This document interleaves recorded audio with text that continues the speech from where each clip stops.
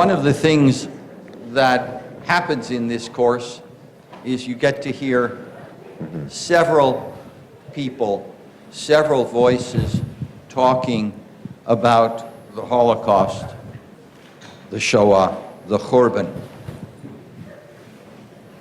It's an honor and a privilege to have James Young as our visiting speaker today. He's a professor of English and Judaic Studies at the University of Massachusetts, Amherst, where he has taught since 1988, and he's chair of the Department of Judaic and Near Eastern Studies there.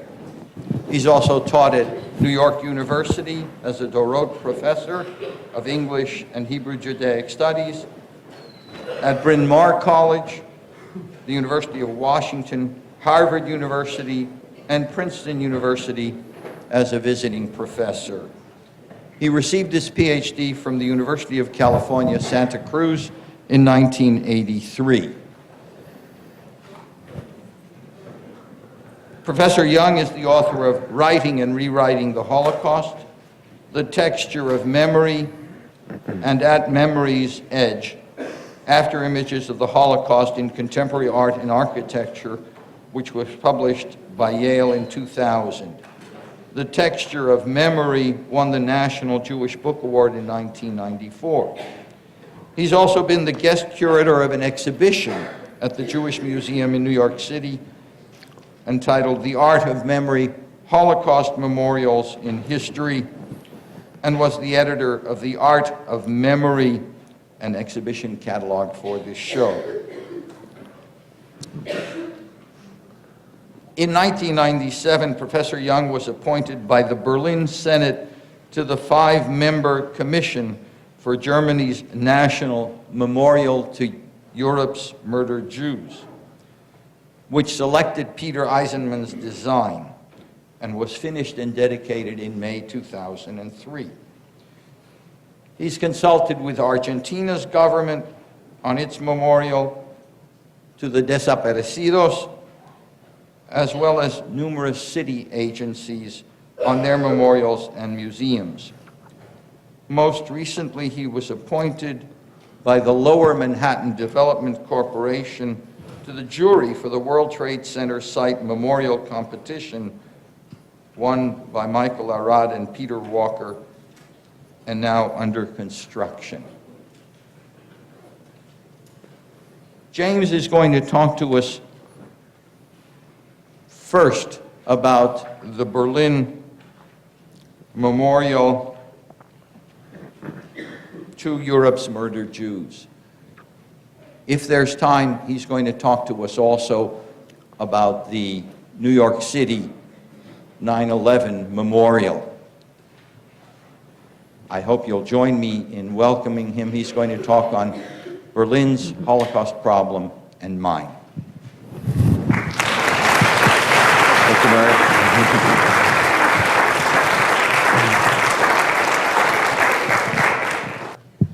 Thank you very much for having me, Murray and Peter, and all of UCSC. I was an undergraduate here, graduating in '73, and came back because to the literature program here to do my PhD, because only here did they understand why I wanted to write on Holocaust literature, and only here would they let me actually write about just about anything I wanted related to Holocaust literature. I had told the story about actually really becoming a humanist here at Santa Cruz, and I just love the new Humanities Hall here. Yeah, so I'm very glad to be back. The Berlin Memorial to Europe's Murdered Jews doesn't really have anything to do with the World Trade Center site memorial design in Lower Manhattan. But when we announced the winner of that site design competition in January 2004, won by Michael Arad and Peter Walker, one of the first questions I had from a reporter was that he says that, it's very interesting, you chose this design by Michael Arad and Peter Walker called Reflecting Absence, two gigantic voids in the ground at ground zero in the footprints of the World Trade Center towers. You chaired the design committee or the design jury for the Berlin Memorial, which you chose Peter Eisenman's design. You've written widely on Holocaust memorials. Tell me, hasn't everything just become a Holocaust memorial? And I was kind of taken aback, and I said, well, no, that's crazy. Yeah, they have nothing to do with each other, really. But the question did get me thinking a little bit, because of course what he was after is this notion that the vernacular of memorials after World War II had become so common in some ways that the Holocaust memorial had ended up defining what any memorial was going to look like. And again, I would have disagreed with him about that.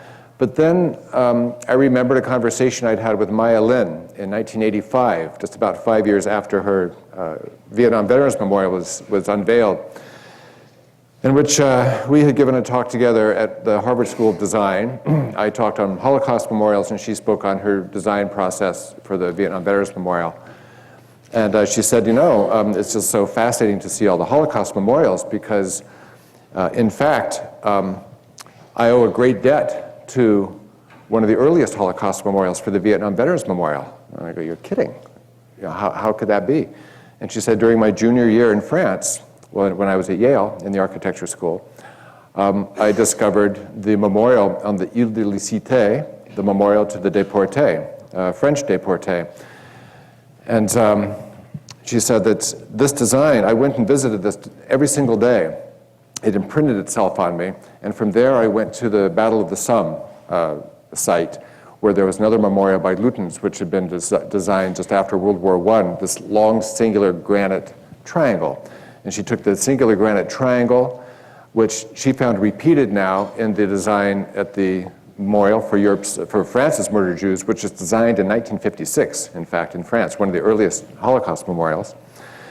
And the minimalist aesthetic, the possibility for carving a space out in the ground, carving a space in the landscape, a negative space, which would open up a space within her to remember these events, was what drove her design for the Vietnam Veterans Memorial. And she saw that the space opened up in the landscape in Europe and the space opened up by this negative form monument in Paris, in which the architect took triangular forms commemorating, of course, the triangle patch that political prisoners mostly had worn, but of course if the Jewish prisoners in the camps wore two triangular patches constituting a Jewish star, yellow and yellow or red and yellow, depending on their status.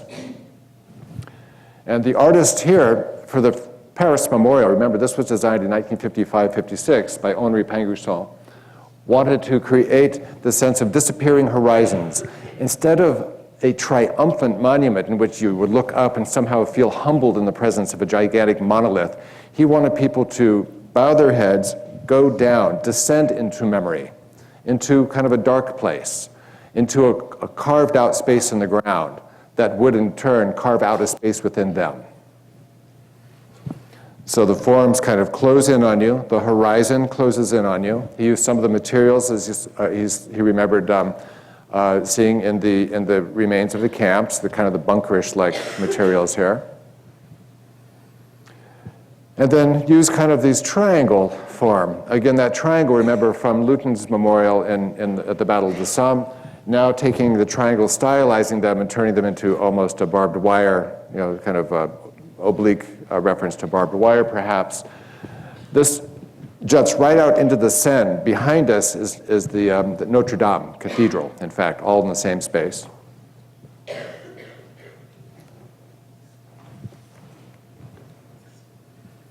Triangles with the names of the camps. And again, that sense. So imagine Maya Lin sitting here in 1978, kind of with her sketch pad, thinking about what she's doing. And then in 1979, she's taking a class, she's back for her senior year at Yale, when the class decides that together they're going to enter the Vietnam Veterans Memorial Competition. It's an open blind competition. And she sits down with her sketch pad, and this is what she does as a 21-year-old senior at Yale in her dorm room, you know, sitting cross-legged on her bed, sketching. And she submitted this to the design competition, and of course, at first glance, nobody knew what to make of it. I heard stories of the jurors taking it like this and like this and like this, trying to figure out exactly what it was. And then one juror on this process took this design along as a passion vote. Nobody else got it, but he kept dragging it forward into the next stage of the competition until at the very last stage, he said, I know this is it, but I don't know why. So they sat down, and then they realized what she had done. Completely minimalist aesthetic, clearly. Something carved into the ground to counterpoint all the gigantic neoclassic obelisks and columns of Washington, D.C. architecture. She took a black form to counterpoint the gigantic white forms.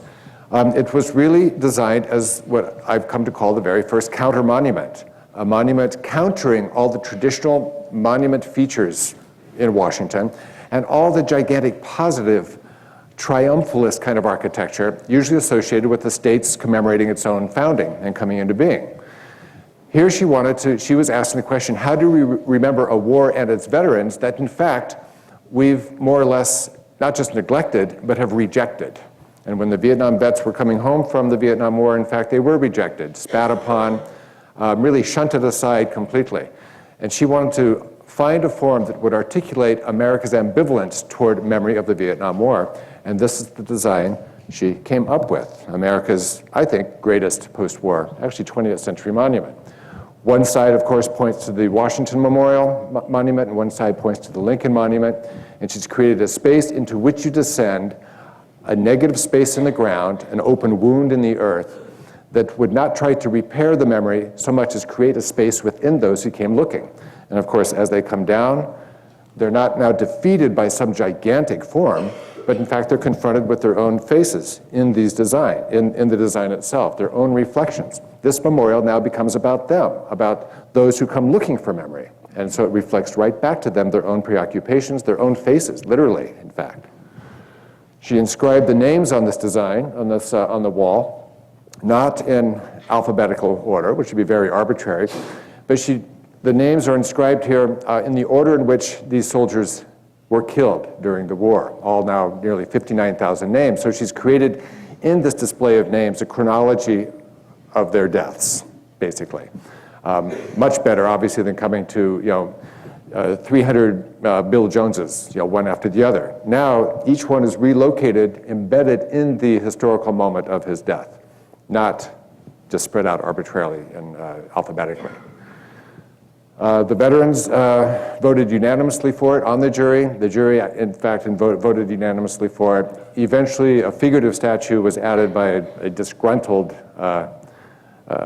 applicant to the process, Frederick Hart, funded by Ross Perot, its own kind of difficult, somewhat painful process. But it really pales in comparison to the Vietnam Veterans Monument here. Now, why show this when we're talking about both the World Trade Center Memorial and the Berlin Memorial? When I was asked to chair the design competition process for the Berlin Memorial to Europe's murdered Jews, it was because I'd already been writing quite widely on memorials, had curated this exhibition in New York, which went to Berlin and then to Munich. But because I also felt that the Germans had come up with something on their own that was now unique to memorial culture. They were the first to ask themselves how to find a form that would commemorate Germany's own destruction of a people. That is, how does a nation like Germany remember a crime perpetrated in its name? How does a nation like Germany rebuild itself on the bedrock memory of its crimes? It had never been done before. Where on the Washington, D.C. Mall is there even one pebble recalling the slave auctions which had been held on the mall 300 years ago? Not a sign of it. We now have the Museum to African American History just off of the mall as part of the Smithsonian, but there's still not even a rock on that mall recalling that the slave auctions were actually held there. Nations don't build their memorial cultures around memory of crimes perpetrated in that nation's name. It's never been done. Nations build memorial cultures and legacies around the memory of their so-called divine election, around their martyrdoms, around their own triumphs, but never around the memory of a crime perpetrated in their name. And yet Germany was attempting to do just this. And so in fact, during the first process in 1995, I was one of the critics who said, I don't think it can be done. I said, in fact, better 1,000 years of Holocaust memorial competitions in Germany than any final solution to your problem. You have an insoluble conundrum, and you should leave it insoluble. Don't look for a conclusion. Don't look for a solution to it. Don't look for a result. Look for a process. Look for a constant working through. And in that working through, you will not find repair, but you will define your relationship to this time. Find a form maybe that articulates that question, but don't try to find a form that articulates the answer, because I don't think there is an answer. And it was on that basis, kind of a talk I gave to the Bundestag in '97, actually, that they asked me to join a process which had already failed. In 1995, they'd held a competition, had received some 500 submissions from around the world, chose something that didn't work, and so went back to the drawing board with a series of symposia to ask themselves kind of a self-flagellating question: why can't we do this? Why can't we get it right? And I came in and said that every nation struggles with memory in its own way. Israel had its own struggles with memory around the Day of Holocaust Remembrance there, around Yad Vashem. The United States struggled mightily to build its U.S. Holocaust Memorial Museum. In every case, these memorials reflect a nation's own reasons for being, a nation's own relationship to these events, and Germany's is the most complicated, most fraught relationship to this past of all the countries. Israel knows exactly why it's remembering in the end. The United States thinks it knows exactly why it's remembering. Of course, the United States remembers the Holocaust in Washington in order to counterpoint American self-idealizations, to show what America is by what it's not. Poland has a very complicated relationship to this past as well, but Germany has the most complicated relationship. So in that competition in 1995, we have Horst Hoheisel proposing here something along the lines of Maya Lin. He said that what we need to remember is not the terrible destruction, but the void left behind. How do we commemorate the void, the absence of Europe's Jews, without filling it in some positive form? Hoheisel proposed in his design to blow up the Brandenburger Tor, to spread its remains over the whole site, and then to cover it over with great granite plates. Only here would people actually be able to come and find the memory within themselves for which they searched. Rather than commemorating one destruction with the construction of a giant edifice, commemorate the destruction with yet another destruction. That for him was a kind of an ethical obligation. And of course, here his preoccupation is with absence. Create the open space. And he was very glad to acknowledge that he learned this from Maya Lin, as did almost every one of the German artists and architects I had talked to. Maya Lin was a revelation, or her design was a revelation for this whole generation of German memorial makers who now saw for the first time a vocabulary, kind of an architectural vernacular to articulate something they'd been struggling with. Rather than redeeming such terrible loss with a positive form, open the space up. Recall the wound. Don't try to fill it in. It's a breach that cannot be mended. This led in 1986 to Jochen and Esther Gertz's Harburg column, disappearing column. They won this competition by proposing just to build kind of an ugly 12-meter tall pillar covered in soft lead that would in fact counter every one of the memorial's general conventional principles. Here they asked people to add their names to ours, and as more and more names cover this 12-meter tall column, it will gradually be sunk into the ground. One day it will have disappeared completely, and the site of the Harburg Monument Against Fascism will be empty. And then this last sentence is so telling. In the end, it is only we ourselves who can rise up against injustice. This German generation has a deep skepticism of memorials. They fear, in fact, that we build memorials to do the remembering for us, that we build memorials as kind of symbolic gestures against contemporary persecution, when in fact we're the only ones who can rise up against injustice. So they would like to build a memorial that disappears, that returns the memorial burden to those who come looking for it, leaving, if you will, only us in that square to stand up and rise up against injustice. They really had this, this kind of the skeptical view that memorials had in fact become a substitute for contemporary action against contemporary persecutions. That we do all of our, where we should be actually intervening, say in Bosnia-Herzegovina, we build just another memorial to some past catastrophe. And so stop building memorials and start intervening. Or if you're going to build a memorial, create a space in the landscape for us to stand there and do something. And that's, again, it's a very contemporary notion, but again inspired a little bit by Maya Lin. So sure enough, the local citizens came out in 1986 and began adding their names. And over time, all kinds of things got added. Swastikas got scratched into the surface, people painted on it, people took ice picks and stabbed it and tried to pull the skin off. And then the town became upset and said, okay, this has become a kind of an ugly trap for graffiti and all kinds of filth. I think we should tear it down. And the artist said, you're tearing it down, just keep filling it up and it'll keep sinking. That's how you get rid of it, participate. And in the process, of course, the memorial revealed what a memorial can do by what it can't do.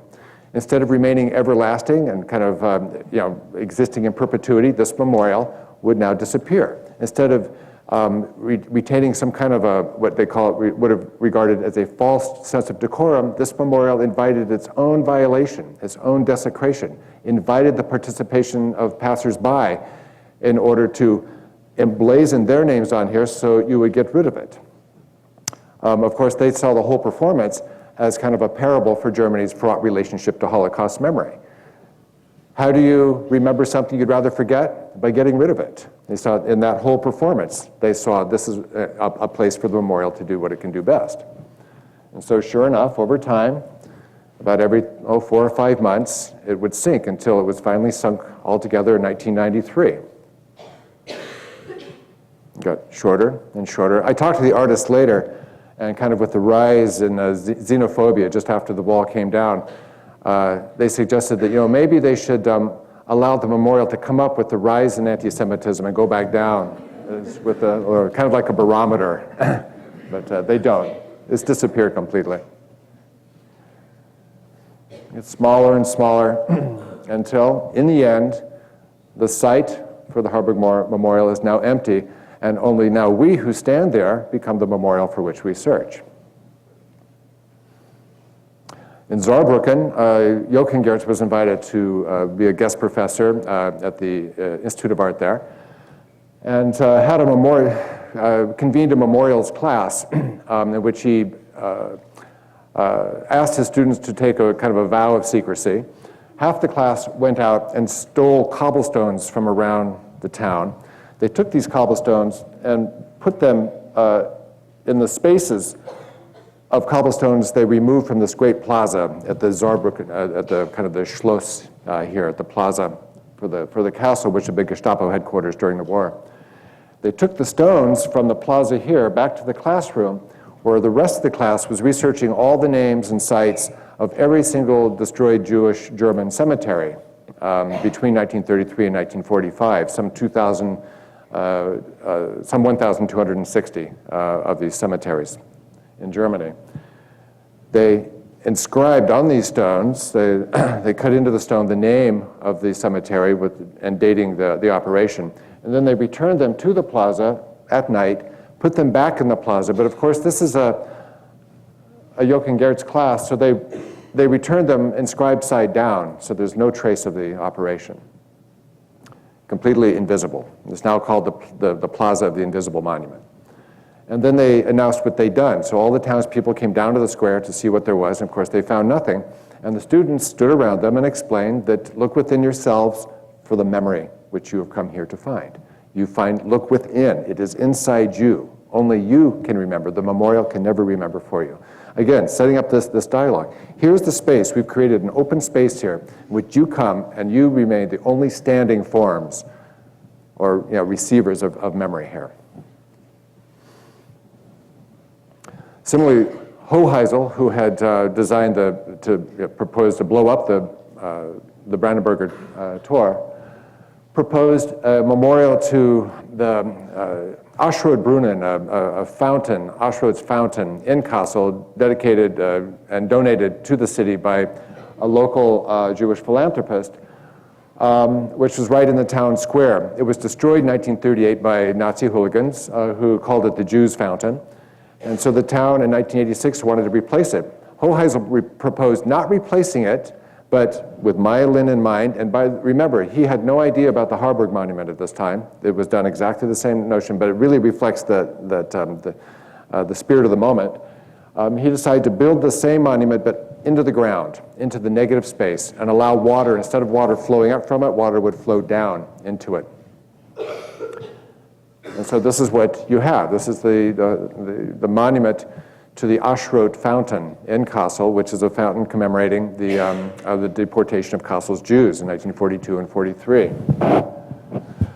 And again, Hoheisel, without any reference to the Harburg Monument, said that he wanted to create a pedestal, a base. He didn't want to create a monument. He wanted a pedestal onto which the visitors would step and become the form, the monumental form for which they search. That is, let them look within themselves. Only here will they find it. So this preoccupation with absence, with the void, with the destruction, with the great emptiness left behind was now driving a whole generation of memorial makers in Germany who really were quite cynical about what they regarded as a fascist form of architecture. The monument, they felt, was something authoritarian, a gigantic monolith telling people what to think, a gigantic form kind of kind of diminishing the people who come there to look at it, making them feel very small. This was another process. Misha Ullmann, an Israeli living in Germany, won the competition for memorial to the book burnings at the Babelplatz. The Nazi book burnings in 33 and 34 were well documented, and in trying to commemorate it, once again, he said that you can't replace those books. They're gone. And many of the authors are gone too, unfortunately, the enemies, so-called enemies of the Reich, which included lots of non-Jewish German authors regarded by the Reich as enemies. Many of them went into forced emigration, and many of them, of course, were Jewish authors. So he said that rather than creating some kind of figurative statuary on this square, he built a room, a library room, bibliothèque, beneath the square. The middle form is a window. The two plaques, one describes the book burnings in 33 and 34 at the Babelplatz in Berlin. The other is a tablet with Heinrich Heine's famously prescient words, where books are burned, so too one day will people be burned as well. And he wanted to create a place where, in fact, the only standing forms on this plaza are the people who come looking for memory. And to find it here, they stand over the window, and they look down, and they see a room of empty shelves. Memory is now articulated. The memory of absence is now articulated by absence, by emptiness, not filled in, not compensated, not redeemed. What's gone is gone. And we have to remember what's gone is gone. It's lost, and it's not filled back in. There's nothing redeeming, nothing reassuring about this. This motif of the book, by the way, was picked up again by Rachel Whiteread in Vienna, who has made really her work was using what she used material as an index for absence. She was best known in 1984 for filling in the inside of a row house in London before it was about to be torn down with concrete, and then pulling all the form of the house away, leaving only the empty space of the house now formally concretized, so that basically you had only empty space, but now concretized, now articulated somehow, formalized. She won the competition for this memorial in Berlin by creating a design which would concretize just the space between the leaves of books in the library and the wall. So this memorial to Austria's murdered Jews, set on the Judenplatz in Vienna, would now only be about the people of form, referring to the people of the book now murdered. Here she would refer to the culture lost, to the space, not to the objects, but to that space in a very metaphorical way. Again, this was chosen unanimously by the jury, a jury which included Robert Storr, the head curator at the Museum of Modern Art at the time, and which was finally built there after much controversy. Part of the problem here in Vienna was that the Judenplatz was named, in fact, because this had been the site of a pogrom in 1421, in which the synagogue located here had been filled with local Jews and then burned to the ground, an auto da fe, burning all the Jews of this neighborhood. When they began excavations for this memorial, in fact, they found the remains of this auto da fe, and so stopped construction, moved this memorial over a little bit, and decided both to include the excavation of that ancient pogrom and a memorial to the more recent mass murder of Jews during World War II. When some of the townspeople, some of the locals objected, they said, well, we already have a memorial. Maybe we don't need this one. Rachel Whiteread replied, yes, you do, and your memorial is explained in the church just around the corner. And so she took them in to remind them that in this a big tapestry in the church just around the corner, there was a picture of Jesus standing in the Jordan River. Underneath it said, on this site in 1421, it says this in Latin, but on this site in 1421, the crimes of the Hebrew dog, the flames of hate arose against the Hebrew dogs to punish them for their crimes. That was the explanation for the pogrom in 1421. It was basically an apology, but it was self-exculpating at the same time. She said, is that how you want to remember it? And I said, no. So they went ahead and they built this. Shimon Atti from San Francisco, actually born in LA, living in San Francisco, moved to Berlin in 1990, just after the wall came down, and was struck by what he didn't see and how to project back onto these sites what was now lost. He went down and looked at went into the archives, researched hundreds of photographs from the archives, turned them into slides, and then at night he went back out into Berlin and found the original sites where these photographs had been taken and projected them back onto the walls. These wall projections were meant in some way, they were meant to be ephemeral, so that once projected, anybody who saw them, he hoped, would now take the memory of what had once been there away with them, so that a Hebrew bookseller, for example, is just almost as if the bookstore there had, it's like a palimpsest. You could kind of peel away the facade and see what lies beneath. And he did this in about 60 sites around Berlin. And basically as a reminder that whenever we go out and we look at a site, the sites themselves don't remember anything. They depend on our own projections of mind. And in this case, his own projection of his mind's eye, what he knew had been here, projected onto these sites. And sure enough, people came out, and some of them were angry that they were being accused somehow. And he said, I'm not accusing anybody of anything, but they became great screens against which all would now project their own preoccupations, their own fraught relationship to this past. And they also were kind of beautiful things to regard in that moment. But like Jochen Gertz and like Hoheisel, this artist, this American artist now living in Berlin, was very preoccupied with absence, by what he hadn't seen. And he wanted to show this without redeeming it. In some ways, this is maybe some of the most beautiful of the art. And he didn't mean for it to be too beautiful, but it was a reminder that basically once these projections were turned off, that we had to take them away inside us, basically. This is a project, it's a great one by Stee and Schnock, but I won't go into it here just because I want to move to the rest of the Berlin process. This was the people's favorite, actually, in the failed 1995 competition. When we were appointed in 1997 to basically begin a new competition, appointed by the Bundestag, the Berlin Senate, and by the Citizens Initiative Committee in Berlin, they allowed us to invite 25 artists and architects. We went down and basically took the top 25 finalists from the earlier competition, gave them a chance to redo their works.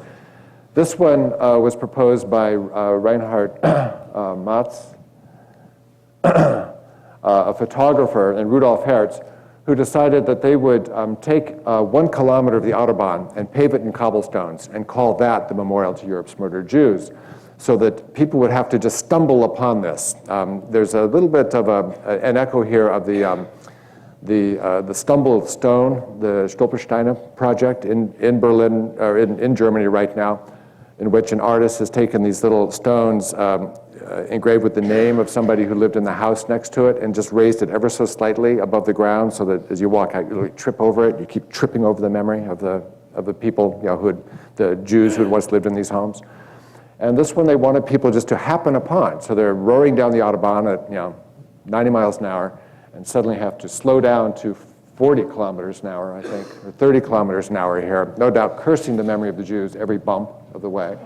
But they didn't want people to have to make a deliberate pilgrimage. They wanted people to be reminded suddenly, spontaneously, as part of their daily lives, and not something that they could be prepared for, but suddenly to be surprised by the memory of Europe's murdered Jews. This wasn't chosen.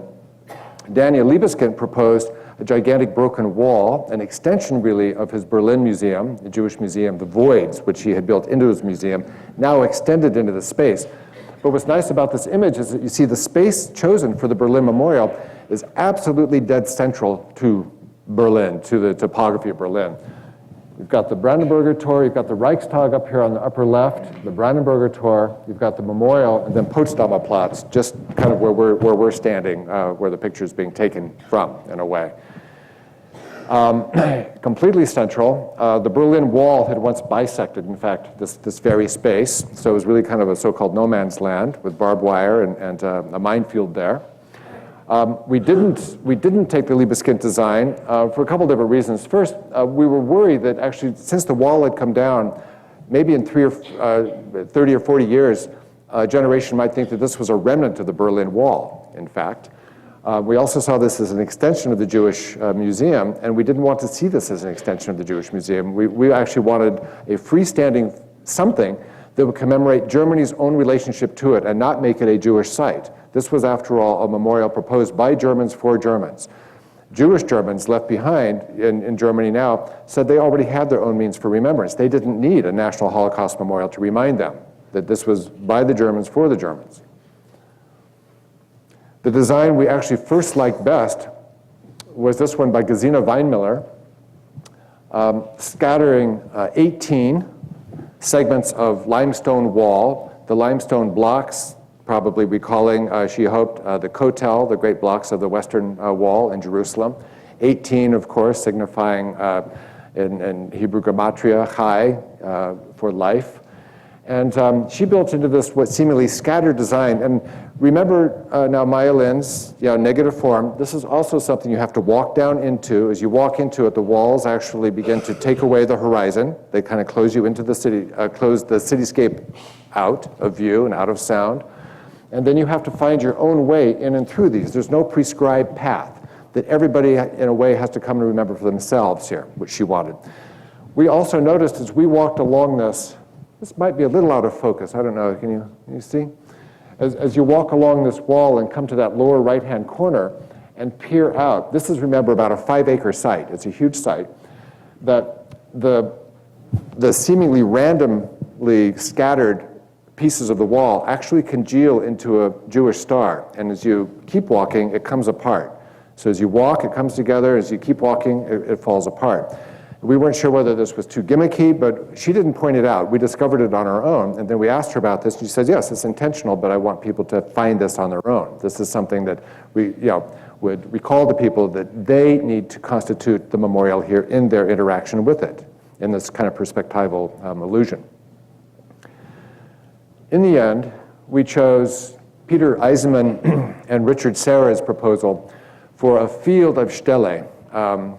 They initially proposed 4,200 of these forms, ranging from ground level to almost 28 feet high.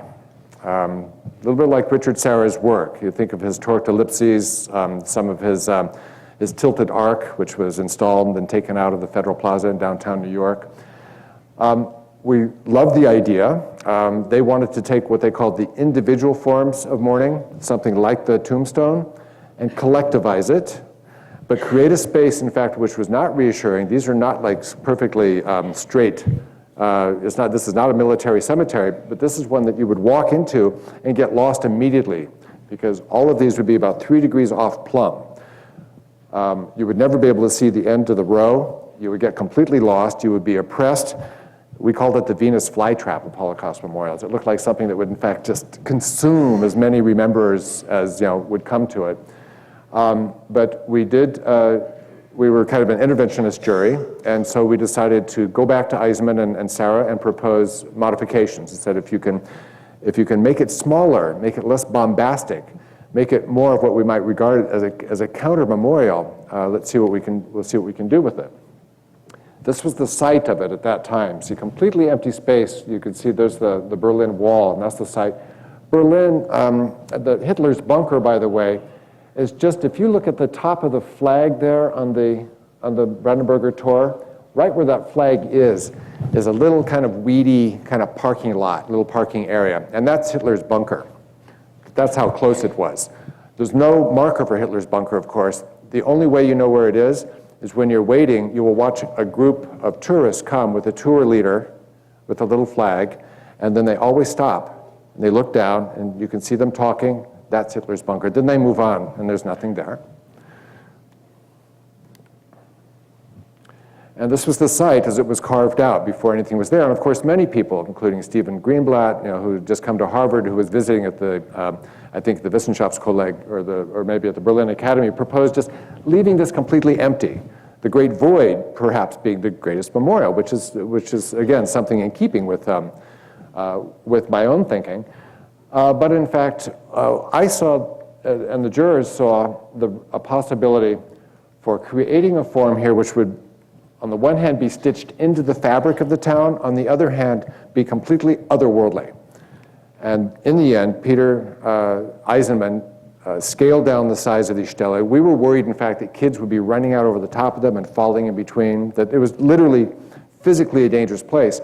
And Richard Serra said, my work is always dangerous. And Peter said, part of the point is that we want to show that memory is a dangerous thing. We want people to feel threatened. It's an ominous thing. And people should be slightly scared of this place. And we said, yes, figuratively speaking, we go along with that. Literally, we don't want people dying here. So scale it down, and they did. Reduced the number to about 2,777, and opened up space around for commemorating, put trees in along the edges to kind of buffer it from the city a little bit, and to scale down the size of the actual stelae from as big as they were, some 28 feet high. Now the tallest now is about 10 or 12 feet high, which actually feels very, very big when you're in the middle. As I discovered, once it was dedicated, I think May 2005. I think maybe I miswrote 2003, but it was dedicated finally in 2005. And this was while it was still under construction. I went and wandered through a little bit.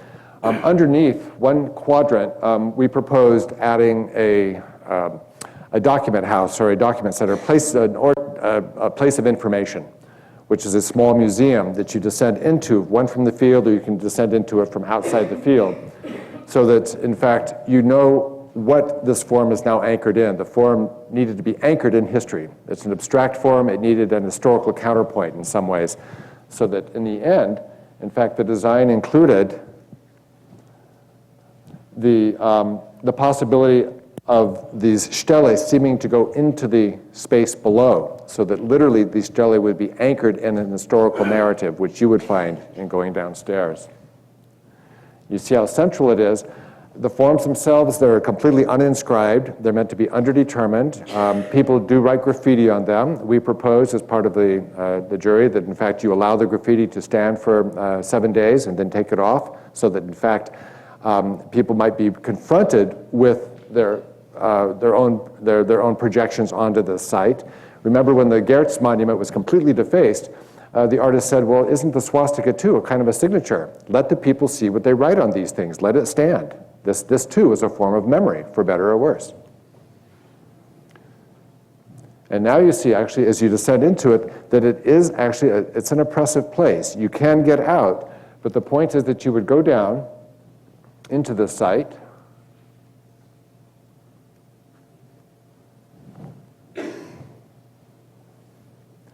and you remember together and separately. Everybody goes in, they find their own space, but then they're reminded that there are others in the space. So it's a constant tension, if you will, between kind of a collected memory of many people's disparate memories, even competing memories in this site, and your own very private, very personal memory.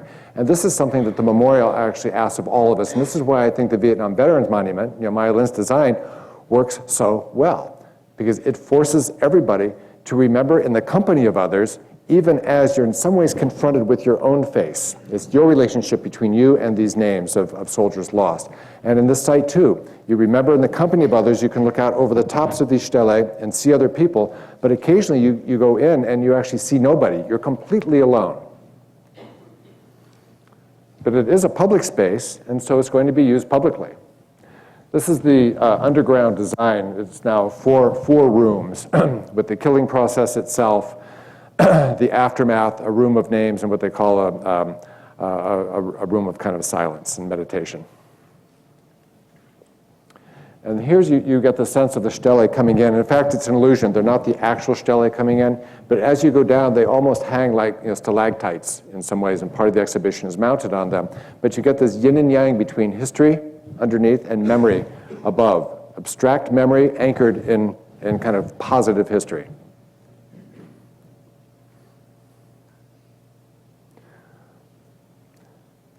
The controversy hasn't gone away. The memorial is still controversial. I think some still hate it, many like it, many love it, but it's now unavoidable. It's a central part of Berlin's topography and landscape. And this is now what it looks like as you look out over the top of this waving field. It's a waving field so that these forms, otherwise static, are meant to suggest kind of animacy and movement. It's almost like a waving field of wheat.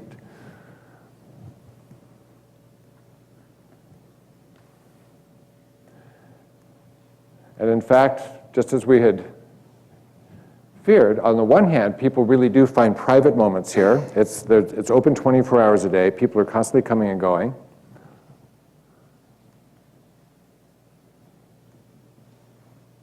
Let's see, is that a slide hanging up there?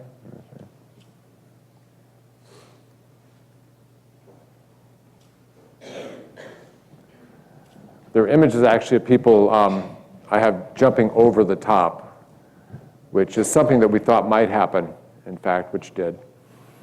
But in fact, this is a public space, which is going to be lived in as public space. Tourists taking pictures.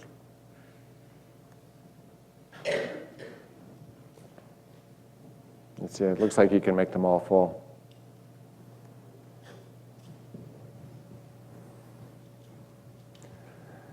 And there's nothing we want to be able to do about that. So just like graffiti, people will come and live in these sites as they will live in them. People take picnics on top of these stones. They have tourists come, they give lectures. They walk out over the tops, just as we were afraid. They nap, they sunbathe. They make basically this site a part of their daily lives, which is part of the point here. It's now stitched into the fabric of Berlin. It's unavoidable in a way.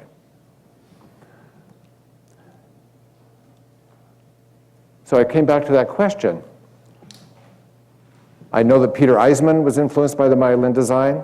I know that he was also preoccupied with the inadequacy of the monument, with kind of voids left behind, creating spaces basically as big as the objects. So spaces for people to walk into, but to be confronted, with their own humanity in a way. These are the size of these monuments. Don't make you feel small in the counter monuments. They basically confront us with our own humanly proportioned shapes in some way.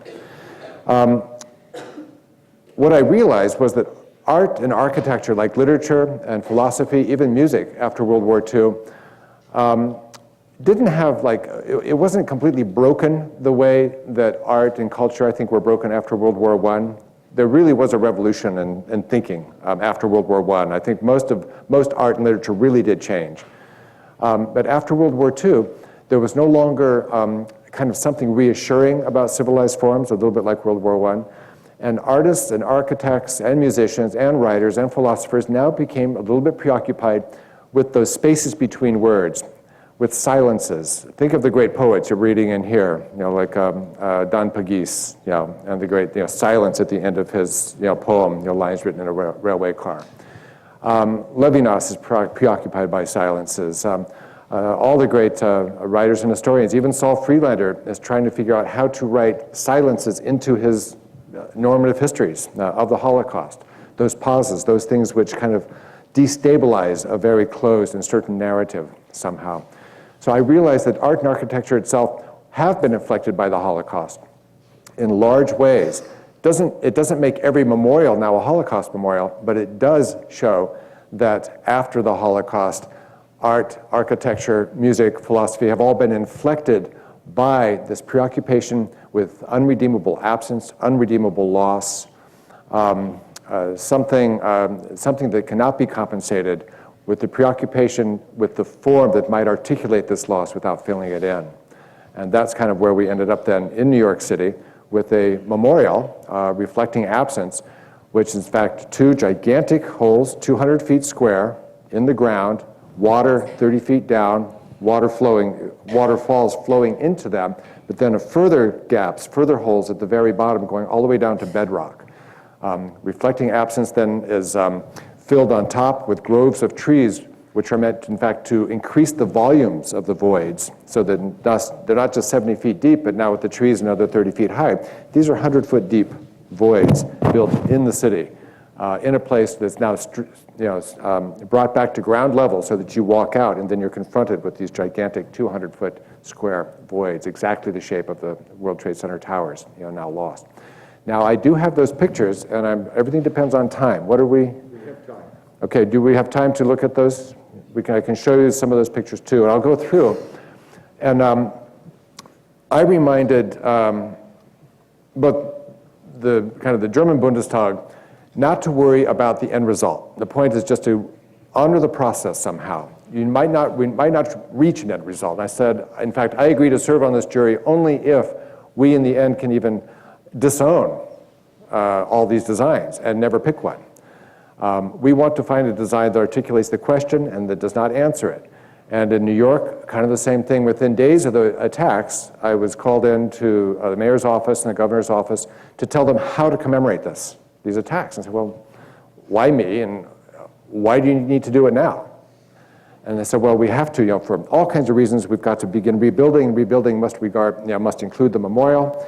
I said, okay, well, I would take a step back because, in fact, 1 week after the attacks, there is no memory because the event is unfolding. We don't even know what the event is yet. We don't know what the memory means. Before you can propose a memorial, you need to know what it is you're trying to remember and what the meaning of this loss is. And we don't know yet. The only people who know the meaning of the loss at the World Trade Center attacks are those who lost families.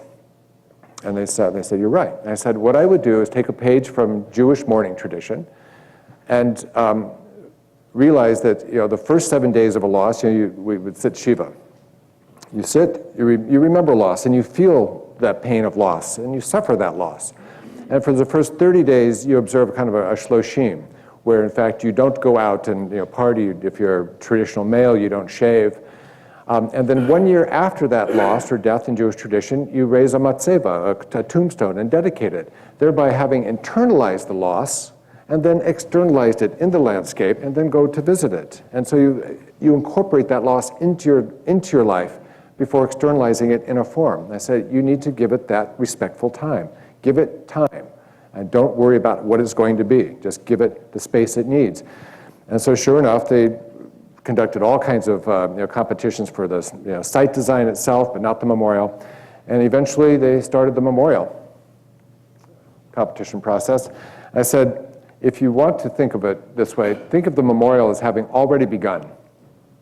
Let's see, I think he's adjusting. I'm not sure why it's not going. That the memorial began with the attacks themselves, that moment of destruction. It began in the faces of the people who watched it and the photographs of these people's faces. And it began with the very first flyers and candlelight vigils. Think of the memorial spreading out, not just in the site, but everywhere. So what's to be commemorated? The terrible moment of destruction witnessed by millions around the world.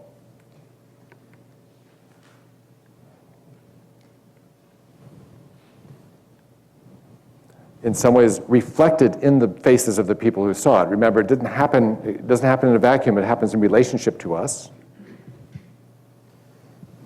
Conveyed, talked about, thought about in the moment. And then the Candlelight Vigils that very same night. That's where the memorial began. Think of it as stages of memory, not a final answer, not a result, not the bottom line. Vigils were held around the country and around the world to commemorate the losses of the World Trade Center attacks. Of course, the candlelight vigils in themselves are recalling a very traditional memorial motif. Lighting a candle as a way to find comfort, to ward off the darkness felt in such a loss, to recall kind of the flickering and ephemerality of life. And then, of course, the very first epitaphs were these posters plastered all over the city. Have you seen my father, my brother, my sister, my son, my daughter, my aunt, my uncle, with descriptions of who these people were? Missing, absent, missing, already preoccupied with the loss over all else. People's faces, whom they'd never see again. So there were people in New York and surrounding communities, in fact, who knew what this attack meant. It meant the direct loss of a loved one. Again, that preoccupation with absence was almost from the very first instant a motif and something that everybody felt as they wandered around the city looking at these signs. And of course, they described them, who they were, who their parents were. Think of a tombstone inscription and how they're also describing mother, father, et cetera, what they did, their age, and that's what we had on these basically ephemeral tombstone epitaphs spread all over the city at this point. But missing over and over again, absent, lost. And what was also lost, of course, for most New Yorkers who didn't know anybody were the towers themselves. Now the towers, the absent towers, became a preoccupation. They were so used to seeing them. New Yorkers didn't especially like the two towers, but when they were gone, they loved them. They couldn't orient themselves anymore. And so that's what's being commemorated. Isn't it interesting? I mean, here's candles lighted for the missing towers, in effect. And this actually became an issue when they went to commemorate with the so-called Tributon Light, were first called Towers of Light. And they said, are you commemorating the towers destroyed, or are you commemorating the lives lost? The lives. Okay, so let's call it Tribute and Light. I mean, already there was a little bit of a tension between what was to be commemorated here. Of course, the firefighters, these were massive, spontaneous, thousands and thousands of wreaths laid at fire departments around the city. And that was actually the very first loss felt by the city. Some 357 firefighters, lost within 2 minutes. Some people said, preserve the destroyed site as it is, as the greatest memorial to what was lost. And I discouraged this because I said, in fact, if you leave it exactly as it is, you basically have created a memorial as the attackers would leave it to us. This is the memorial they've created for us. We didn't invite this memorial. This was not made for us. This is not how we remember. Do we want to remember all these lives in the moment of their destruction, or do we want to remember these lives in the fullness of life lived and who they were? And so it was just a way to slow everybody down a little bit. So at every stage of memory, there was a moment when Giuliani would say, freeze it there. And then they keep cleaning up. Freeze this. Take this facade. Let this remember for everybody. But I said, it's okay. These are all stages. All of these things will become part of what we call the memorial here. Give yourself the time. Let the recovery, let the repair, let the empty void left behind all commemorate the terrible loss there. The firefighters, of course, saw this as a natural memorial for them, many of them from Irish Catholic families. And the Tributon Light, which was shown 6 months after the attacks. Again, Tributon Light. This was actually proposed the year before as an artwork to celebrate and commemorate the anniversary of the World Trade Center Towers building. And now is being used to commemorate their loss. Same, Creative Time had commissioned this. Anita Contini, who'd been head of Creative Time, had commissioned this before. Anita Contini was then appointed to head the memorial jury, actually. The first anniversary was attended by all the families who read the names of all who were lost. And again, I said, this too is part of the memorial. Here are the names, the direct names of those who were lost. We still may not know the meaning of this, but we know that everybody, especially perhaps the administration, is interested in making very concrete meaning out of these for a very particular end, toward very particular ends. I said, yet another reason to keep that meaning somewhat underdetermined while we know that it means absolute loss for those families. So at that first anniversary, that was now cleared. Within 1 year, that site is cleared off, and they left 2 small reflecting ponds, which were then filled with flowers as people's, the roll call of victims called out by family members, each one taking a rose down and laying it in the reflecting pond. See the great, kind of the so-called bathtub walls, which became kind of glorified in a way by Liebeskind in his design later on, as having heroically held back the waters of the Hudson River. But now we're at bedrock, basically, 70 feet below street level. And again, all the family members who knew what it meant. And then the very first designs, the 2 final designs for the overall site design competition ended up with this design by the Think team of Frederick Schwartz and Raphael Vignoli, among others, a team of architects based in New York, who proposed 2 kind of skeletal towers to replace the towers. But now these towers would commemorate, in effect, the spaces in between the walls and the scaffolding. And included as part of this design also the footprints now as voids, which is very interesting. They were not called upon to propose memorials, but they did propose as part of their design a memorial motif, including the footprints being articulated by these gigantic voids walled in. The winning design, however, chosen somewhat arbitrarily and capriciously by the governor, who walked in with these 2 finalist designs. He had a report from the LMDC recommending the Think team design. But he looked at the Liebeskind design, which included hanging gardens, what he called a vertical world garden. Liebeskind's design also included this kind of asymmetrical spire, recalling the torch of the Statue of Liberty, a very deliberate echo.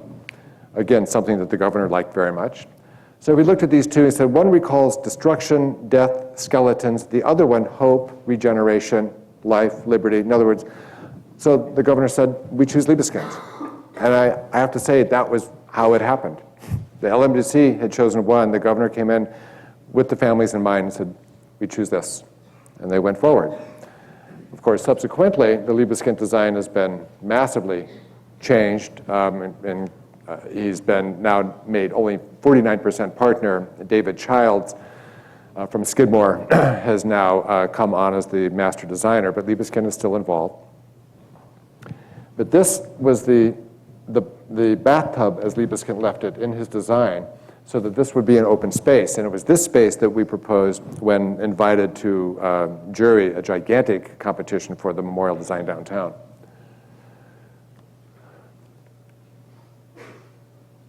This was the Liebeskind design, again. And then in May, actually in April 2003, we were appointed by the governor's office and the LMDC to a jury. The jury included Maya Lin and me, Vartan Gregorian, Michael Van Valkenburg, Patty Harris, who was an assistant to the mayor at the time, Michael Bloomberg, and 12 altogether, 13 altogether, most of them professionals from the art world or architecture, cultural historians like me, but Maya Lin and I were the only memorialists. And this, of course, caught the eye of all the journalists who now came in to see, okay, exactly what influence is Maya Lin going to have on this jury? Is this going to be another Maya Lin memorial? And with Young on the jury, is it going to be another Holocaust memorial? And hence, the beginning of that story. So I will just go here to the memorial itself.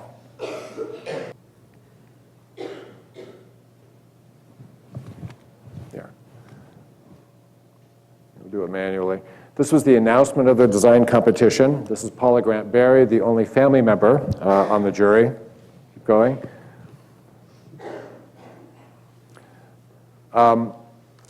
It was an open and blind competition. We received 5,201 designs from around the world, from 60 countries, and from every state in the nation except for Alaska for some reason. We still don't know why. We spent the month of August and the 1st of September in the next pictures, we'll just roll through them very fast, going through, taking notes, pulling up passion votes, taking designs that we didn't want to leave behind. Maybe we can keep going? Thanks. Looking at about 200 designs at a time in about a 3-hour period, and then going to the next stage and going to the next stage, leaving some behind, pulling some forward, voting on them, talking about them, free associating them. The Daily News said, this is impossible. There are 5,201 designs. If the jury is going to see every one of those, it's going to take them a month, 12 hours a day. Yeah, that's exactly what it took. A month, 12 hours a day, doing nothing but going through these until we had called first 250, then 50, and then 8 finalists. Part of it was listening to the families who lost members of families, firefighters' families in particular. So we'd get up on a stage and they would just talk to us. Part of it was also just talking and sharing our thoughts with the mayor here, with the governor, Maya Lin and the governor talking, me, Michael Van Valkenburg on the left. And again, they're not telling us what to do. In fact, they all said that we want you to choose it completely. This is completely in your hands.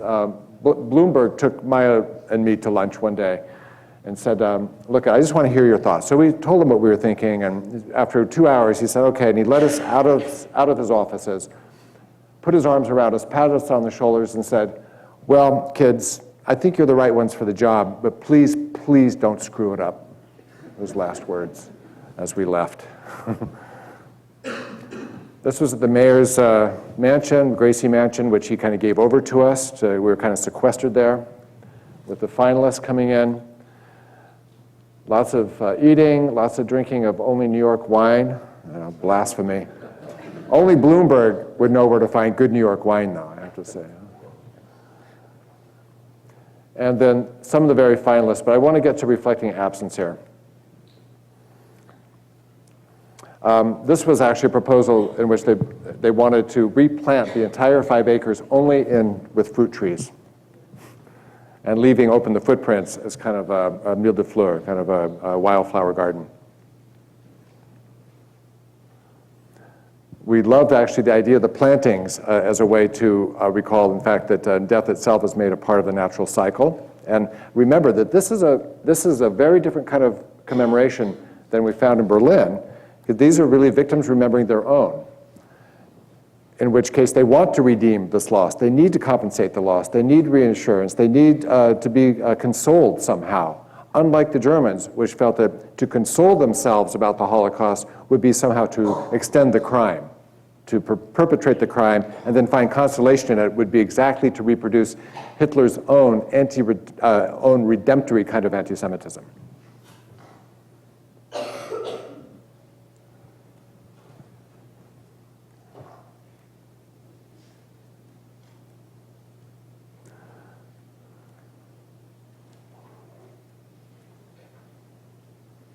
So Michael Arad and Peter Walker's design included these 2 gigantic voids with further voids built into the middle. The trees would fill in, create still further volumes of the voids in a way, and it would also defeat kind of that open superblock plaza, which everybody hated about the World Trade Center plaza.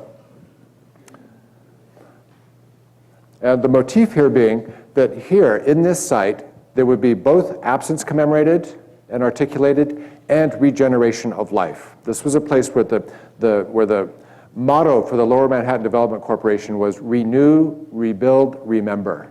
And so that renew, rebuild, remember was now going to find a form in voids which remember the loss and the absence now, but would now renew it with trees, find something regenerative. Trees, of course, is something that you plant in order to tend, and they become a kind of a memorial commemorative form which need to be tended. Tadeo Ando proposed planting 250,000 blooming magnolias to commemorate the Kobe earthquake in 1995, and this is called the Green Network. It is the memorial for that Kobe earthquake. He said, I want a memorial that people have to take care of, to tend, to find life in, one that also will kind of express life cycles, blooming, living, dying. And here you would go underneath, and be able to see the sky through these kind of the walls of falling water. There is this movement that we talked about. We didn't want to be literal here. We did not choose, as you see, a gigantic, apple or airplanes crashing into buildings, and we saw all kinds of designs like that. But one, in fact, which suggested the absence left behind. But in this downward movement, there is a little bit of the sense of the falling buildings. It's an echo, but just, we thought, indirect enough to be palatable.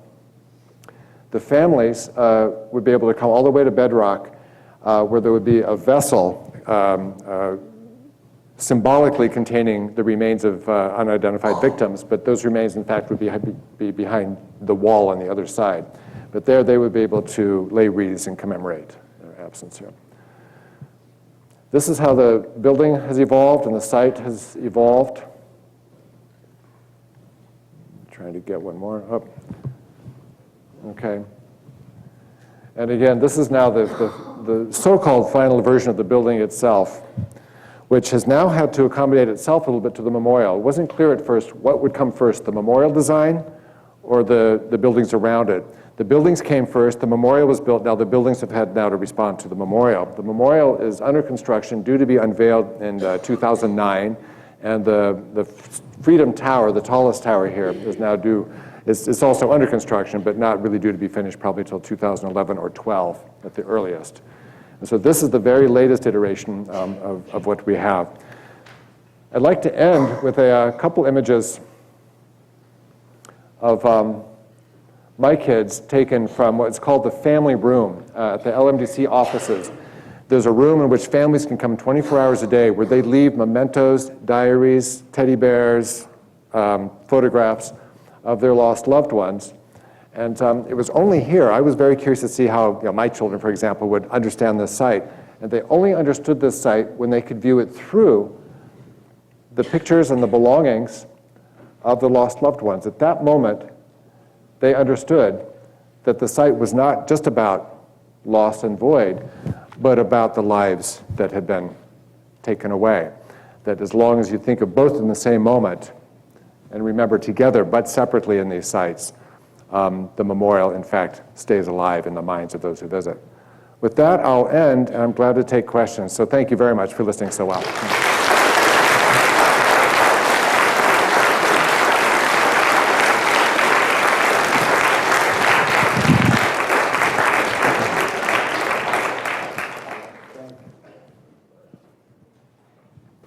I want to thank James so much for coming and talking to us.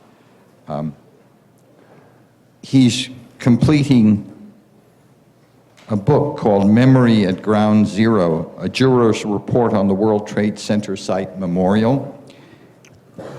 And he's also editor-in-chief of the Posen Library of Jewish Culture and Civilization, which will be forthcoming from Yale. He's, for me, a personal example of one of my favorite phrases, Mikol melamdai hiskalti. I have learned so much from my students. He's willing to take questions. We have a couple of minutes. If you have a question, come and ask it into the microphone. I know we're destroying the schedule of the University of California by doing this, but we have him here for a couple more minutes. Questions? My name is Ricardo. I just wondered if you've been a part of any memorials, if any, there would be in Soviet Russia for the 40 to 60 million Christians and Jews and peasants and people alike who were exterminated between 1917 and even up into the 1980s. And if there is nothing, why not? Well, as you know, during until '89, there was no place in kind of a Soviet history, especially for the mass starvations of the peasants. And you're exactly right. I mean, tens of millions were starved to death quite deliberately and murdered in those early years. And then, of course, after World War II, there just wasn't. Stalin, in particular, had to play it fairly carefully. the Soviet Union was clearly the biggest loser in World War II. We now know by the records that probably somewhere between 30 and 40 million Soviet citizens died in World War II. There's POWs killed in mass or starved to death. Several million Jews killed, mass murdered. But it was not in Stalin's interest anyway to allow that number to be part of the Soviet narrative. That's too many. 20 million, however, was enough to show that the Soviets clearly were the first victim and took the worst loss. 40 million would suggest his incompetence at preventing more from being killed in a way. So these numbers were very much spun and mastered, by the Soviet authorities at the time. Soviet Jews killed during the war were not remembered as Jews, but really as Soviets first and foremost, killed because they were in the Soviet Union. There were local small memorials by Jewish families who remembered themselves being killed, or the families being killed as Jewish families, but there was always this tension, but no place in the Soviet narrative for this. Only now, I know that there are plans for a Jewish museum in Moscow. They do not suppress kind of spontaneous family memorials to the Holocaust there. And I know that the remains of some of these communities, which had been more or less wiped out early on, are trying to devise memorials, but they're also in this building stage. There's a way in which, in order to go on, they almost need to forget how bad it was. And so that I think there's a constant tension between forgetting and remembering in any kind of state enterprise like this. So there's no specific answer, but I have been asked to consult with museums and things around the Soviet Union, but they have a hard time raising money for all these things, and I think they're more interested in rebuilding now than in recalling the past. Thank you, James. I guess we have to stop because people have other classes to go to, although this is so important. So have a good weekend, and again, thank you so much, James.